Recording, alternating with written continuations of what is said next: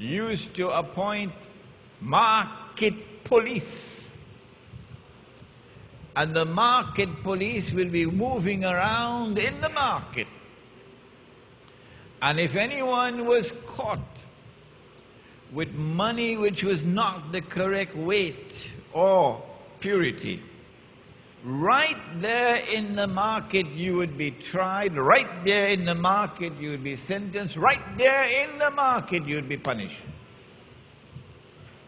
The State University of New York, in a place called Binghamton, is famous for scholars who have distinguished themselves in the study of the free and the fair market. And they have come to the conclusion that the last free and fair market that the world ever experienced was the market of the Ottoman Islamic Empire.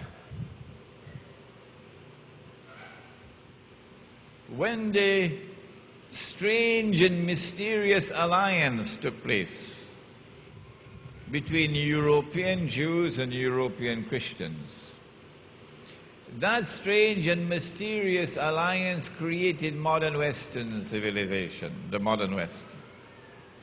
And the modern West then proceeded to attack money, to corrupt money, to destroy real money, and to substitute it and replace it with artificial money, bogus, fraudulent money that was totally and utterly haram. If only we could get the muftis of Islam to understand that. They listen to me, but it goes through one ear and it goes out through the other. They've been listening to me for years now, and they're saying, no, Imran is wrong. Imran is wrong. What they did was to remove gold and silver from the market and to eventually impose upon mankind a law prohibiting the use of gold as money. You probably, some of you hearing this for the first time, that it is now prohibited by international law to use a gold dinar as money. But Allah and His Messenger have ordained as money. They began the process of corrupting money with the creation of the Bank of England at the end of the 17th century. We cannot today give you the history. It's a very interesting history of the stages through which they went through, but Dajjal works carefully, inch by inch. And he does not want your eyes to open to understand what he is doing. So he eventually gave you television that will put you to sleep. The process commenced with the creation of the Bank of England. And England issuing paper currencies. The paper currency was supposed to be redeemable in gold. Redeemable meaning you could take your paper to the bank and the bank will give you the gold, redeemable. But you are setting up people to rip them off, because you issue more paper than you have gold. And when they realize that and they rush to get back their gold, all fall down. And so they are ripped off.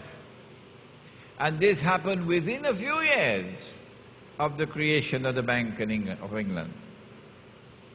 The process continued after the British ruling state began to transfer power, or the transference of power was taking place to the second ruling state, the United States.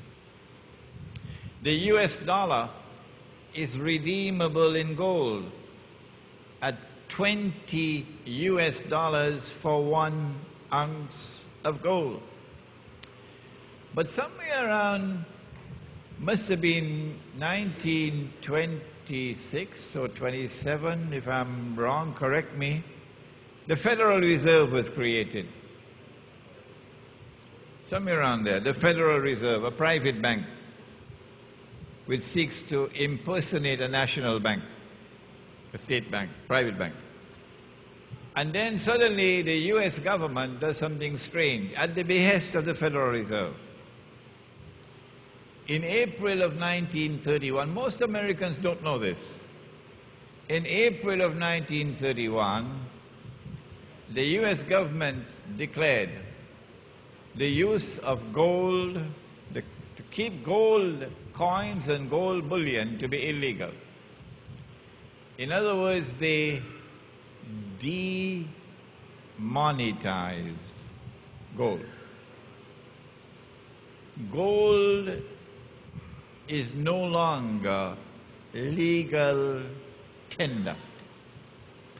And if you're caught with gold after a certain date, if you do not hand it over to the government, meaning to the Federal Reserve, who will give you $20 to each gold coin that you give them, 1 ounce of gold. If you're caught with gold after a certain time, gold coins or gold bullion or gold certificates, you'll go to jail for 6 months and pay 10,000 US dollars in fine. That's a lot of money in those days. And so all the Americans rushed to give their gold to Uncle Sam and to take the paper at $20 an ounce. And then, of course, the sensible ones, the ones who knew the scam that was coming along, they didn't give Uncle Sam their gold. No. They changed all the paper that they had for gold. And then they shipped the gold to Switzerland, outside of Uncle Sam's reach, because they knew what's coming. And this is why today, you see all around the United States, people wanted to buy gold, because they know what's coming. In January of 1934, the US government, at the behest of the Federal Reserve, now remonetizes gold. It cancels the legislation. You can now come back and buy back your gold from Uncle Sam. But Uncle Sam changed the value of his paper. His paper was $20 to 1 ounce of gold. And Uncle Sam decided from this day it'll now be 35. 35. I'm telling you this story so you could understand what Allah is saying in the Quran when He said, وَلَا تَبْخَسُوا النَّاسَ أَشْيَاءَهُمْ. And He said it 3 times in the Quran. So we rushed to buy back our gold from Uncle Sam, and we paid him $35 an ounce. After the American people had bought back their gold, Uncle Sam was left with 41% of the wealth of the country in his pocket. By the simple expedient of devaluing the money, by the simple expedient of devaluing the paper, the American government ripped off the American people to the tune of 41% of their wealth.